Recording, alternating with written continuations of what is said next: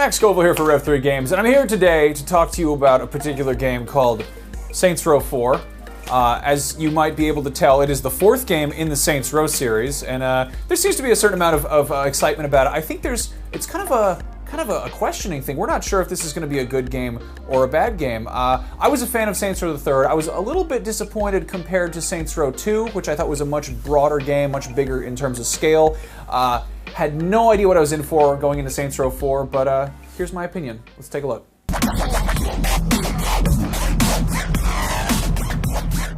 Let's recap, shall we? In the first Saints Row, players were introduced to the 3rd Street Saints, and they were tasked with retaking the city of Stillwater from rival gangs. In the 2008 sequel, they did it all over again, except this time the criminal activity escalated from the streets to the upper echelons of corporate corruption. By the time Saints Row the Third rolled around, the Saints had become celebrities, with their own clothing line and energy drink. So the big question is, how do you top that?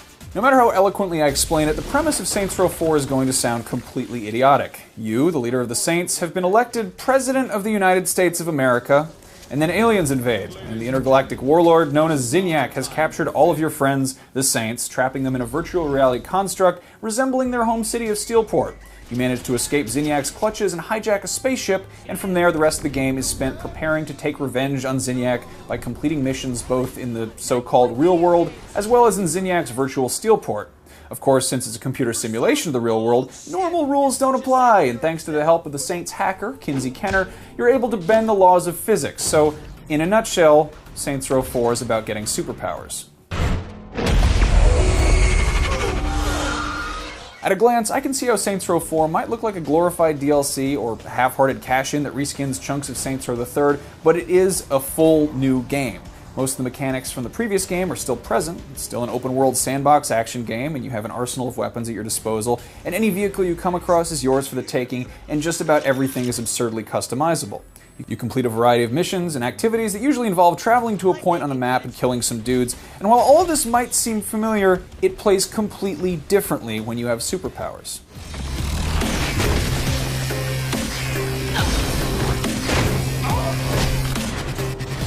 In addition to running faster than anything else on the map and leaping over buildings with ease, you're also able to freeze, incinerate, levitate, and shrink your opponents. New powers are unlocked as the game's story missions are completed, and all of these powers can be upgraded. Power-ups are purchased by collecting and trading in blue glowing things called clusters, which are just scattered around Steelport on rooftops. And don't be surprised if you find yourself compulsively going after everyone that enters your field of view, backburnering your main objective, partially because you want to upgrade your powers, but also because it's just fun to go bounding from rooftop to rooftop, collecting shiny things. As weird as it might sound, my favorite addition to Saints Row 4 is just basic traversal. One of the more tedious aspects of sandbox games is needing to get from one place to another, but when you can move faster than anything else on the map and leap tall buildings in a single bound and run up walls and walk on water, it turns even the most irrelevant fetch quests into a thrilling experience, and that makes a really big difference.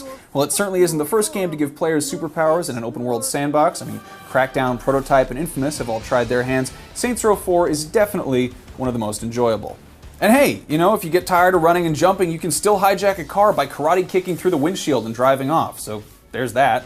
Beyond the superpowers, another addition to Saints Row 4 is weapon customization, and while this is mostly just cosmetic, there's something really delightful about trading your machine gun in for a super soaker that shoots lasers, or deciding that you'd rather dual-wield 2 of Han Solo's blasters than carry around normal pistols that shoot bullets. Unfortunately, the selection of other types of character customization is largely recycled from the last game, with the exception of some new costumes and the ability to adjust the pitch of your character's voice.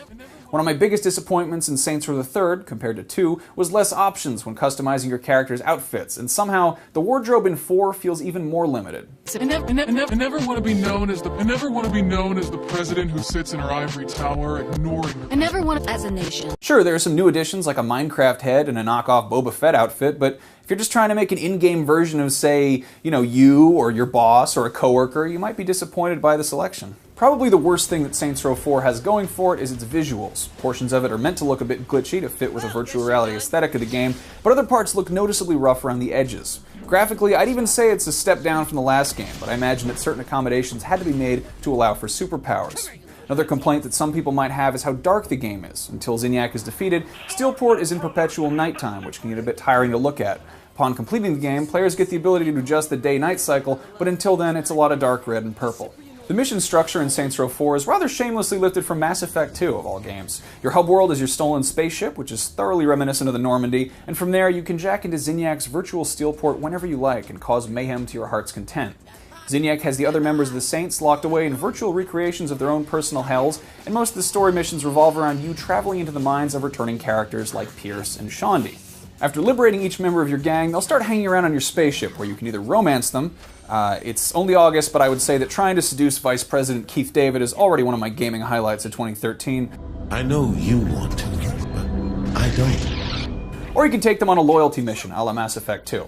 Completing loyalty missions with each gang member will earn them superpowers, so if you need a sidekick, you can just summon one of your super homies from your phone at any point during the game. There are activities scattered around the map, most of which are familiar, but which become an entirely new experience with the addition of superpowers. For instance, the hilarious slapstick ragdoll violence of insurance fraud, where you try to rack up money by bouncing off as many vehicles as possible, is greatly improved when you're able to hurl yourself into an oncoming car at super speed, or leap 100 feet into the air only to go plummeting into traffic. Other activities include Mech Mayhem, which is like Tank Mayhem, except you're in a giant goddamn robot, because of course there's a giant goddamn robot in the game, why wouldn't there be one? Unlike in previous Saints games, where the activities were strictly pass-fail, Saints Row 4 awards gold, silver, and bronze medals based on how well each one is completed. A bronze is still a pass, so if you're terrible at a particular activity, you're not totally stuck. I'll say this right now. Saints Row 4 is an immensely silly game. At no point does it take itself seriously, so if you're one of those people who thought that Saints Row the Third was too goofy and thought it was stupid, this isn't the game for you. However, if you were a fan of the last Saints Row's more over-the-top approach, or more recently enjoyed Far Cry 3's direct-to-video sequel Blood Dragon, then you'll probably have a blast, because Saints Row 4 is really hilarious, especially if you're familiar with the characters from the earlier games. I think it's great that video games have grown up a bit, and we can get thought-provoking and emotional, narrative-driven interactive experiences, but sometimes I just want to mess around, and it's great to see a sandbox game that remembers what a sandbox is. It's a place for dirty children to play with their little toy cars and missile-launching action figures and make a mess. It hit me about halfway through Saints 4 that I was basically playing the video game equivalent of a Leslie Nielsen movie, or a spoof comic in Cracked magazine. Other media might get a pass in the name of comedy. I mean, nobody complains about the special effects in Spaceballs not being on par with Star Wars, but video games are interactive, and no matter how funny a game is, no amount of laughs is going to compensate for it being buggy, broken, or otherwise frustrating to play. Thankfully, Saints Row 4's irreverent lampooning is planted firmly on a technically sound foundation with some thoroughly enjoyable game mechanics. It's rough around the edges here and there, but that's not the kind of thing you're apt to notice when you're blowing up cop cars with a gun that shoots dubstep music. The Saints Row series might have gotten its start as a tough guy crime simulator GTA knockoff, but it's since turned into something else entirely, and I'm absolutely dying to see what direction the series goes next. In the meantime, the PC version of Saints Row 4 supports mods, so if it wasn't weird enough already, it's only gonna get weirder. Saints Row 4 is a 4 out of 5. So there's that. I was actually really surprised by Saints Row 4. It's a lot of fun. You should check it out. Thank you guys for watching. By all means, leave some comments, ask me questions. I'm happy to answer some stuff. You can find me on Twitter. I'm Max Scoville. Now, let's thank our sponsor, Full Sail University. Playing video games is fun, but have you ever considered creating them?